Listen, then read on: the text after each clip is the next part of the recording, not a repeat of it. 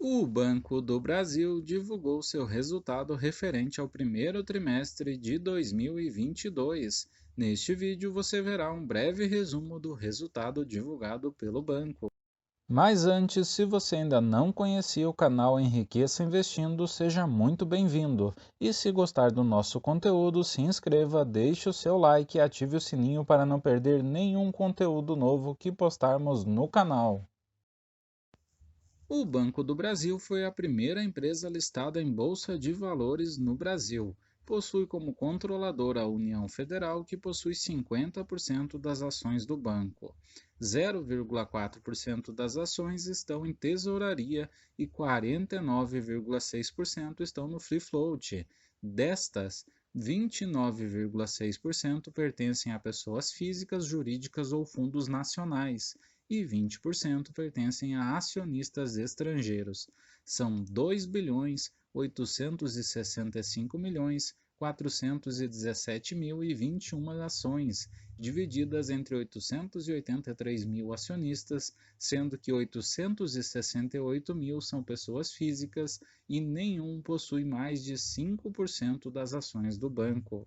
Agora, falando do resultado apresentado pelo Banco do Brasil, percebemos nos destaques que o banco apresentou uma melhora significativa em seu balanço. O lucro líquido ajustado atingiu 6,6 bilhões de reais no primeiro trimestre deste ano, um crescimento de 34,6% na comparação anual, com um retorno sobre o patrimônio líquido de 17,6%. A carteira de crédito ampliada atingiu 883,5 bilhões, um acréscimo de 16,4% na comparação anual, enquanto que a inadimplência superior a 90 dias ficou em 1,89%. Ao olharmos as suas receitas e despesas, percebemos um crescimento de 5,6% na margem financeira bruta. Em relação às receitas de prestação de serviços, essas cresceram 9,4%. E aqui cabe uma observação.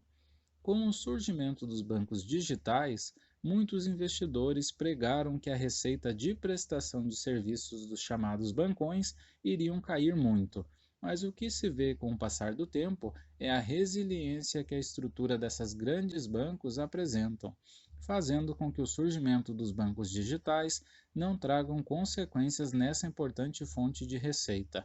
Ao contrário, o Banco do Brasil tem conseguido crescer essa linha de receita. Por fim, as despesas administrativas cresceram 6% na comparação anual e o índice de eficiência ficou em 34,7%. Olhando mais detalhadamente o lucro líquido, vemos o seu crescimento constante. No primeiro trimestre do ano passado, o lucro líquido ajustado foi de 4,9 bilhões e no quarto trimestre de 2021 foi de 5,9 bilhões. O resultado apresentado nesse trimestre, de 6,6 bilhões, é 34,6% superior ao do mesmo período do ano passado e 11,5% superior ao do trimestre imediatamente anterior.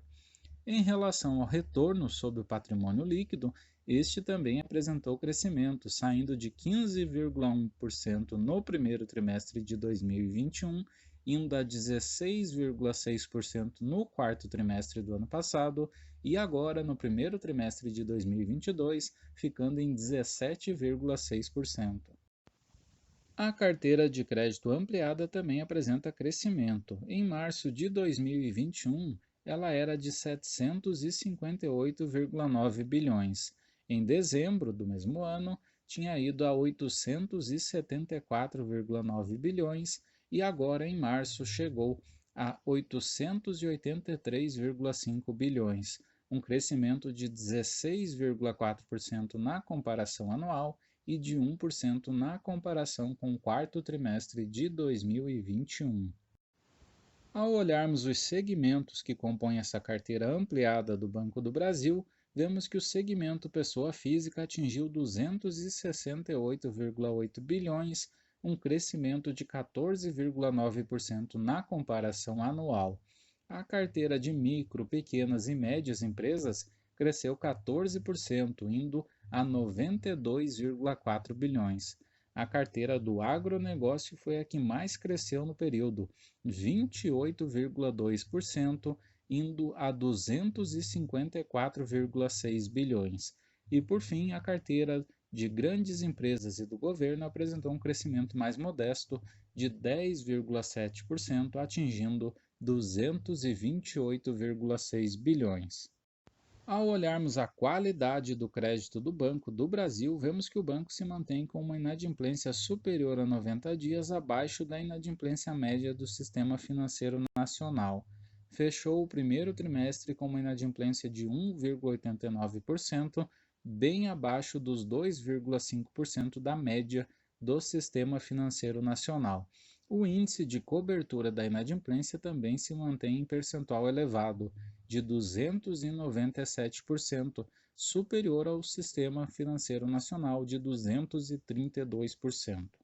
Ao olharmos a segmentação da inadimplência, vemos que o segmento pessoa física é o que apresenta maior inadimplência, de 3,82%, seguido do segmento pessoa jurídica, com 1,23%, e, por fim, o segmento agro, com 0,6%.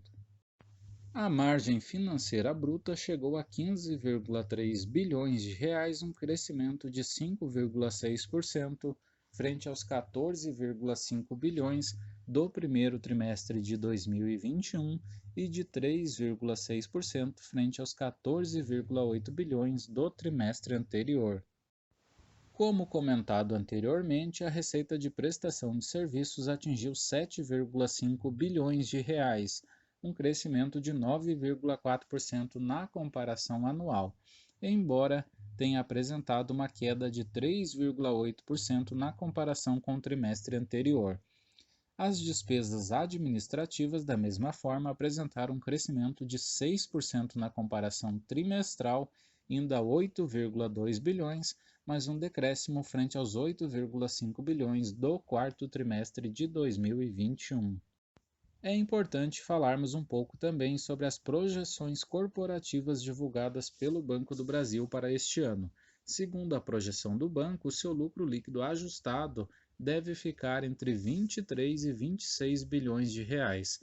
Se considerarmos que o lucro do primeiro trimestre foi de 6,6 bilhões e projetarmos que os 3 trimestres seguintes ficarão com lucro estagnado, o Banco do Brasil teria um lucro de 26,4 bilhões, superando um pouco a faixa superior de sua projeção. Considerando esse lucro estimado, bem como a quantidade de ações do Banco do Brasil, teríamos um lucro por ação de R$ 9,21. Como o payout atual do banco é de 40%, os proventos por ação seriam de R$ 3,68. Considerando que boa parte dos proventos pagos pelo Banco do Brasil são feitos na forma de juros sobre capital próprio, o qual tem incidência de imposto de renda retido na fonte de 15%, o montante líquido seria de R$ 3,12 por ação. Considerando o preço aproximado do ativo atualmente de R$ 34, isso daria um dividend yield estimado superior a 9%. Na nossa opinião, que não deve ser interpretada como uma recomendação de compra ou de venda para os ativos do banco, o resultado apresentado pelo Banco do Brasil foi bom, tal qual esperávamos. Eu possuo ações do Banco do Brasil, inclusive sendo a minha maior posição atualmente, e o considero um excelente banco para quem busca proventos recorrentes e crescentes. Como o dividend yield estimado está alto, eu estou aumentando aos poucos minha posição em suas ações. E vocês possuem ações do Banco do Brasil em sua carteira de investimentos? O que acharam do resultado apresentado no primeiro trimestre deste ano? Comentem. E se gostou desse vídeo e ele foi útil para você, apoie este canal inscrevendo-se e deixando seu like. Um forte abraço e bom investimento a todos!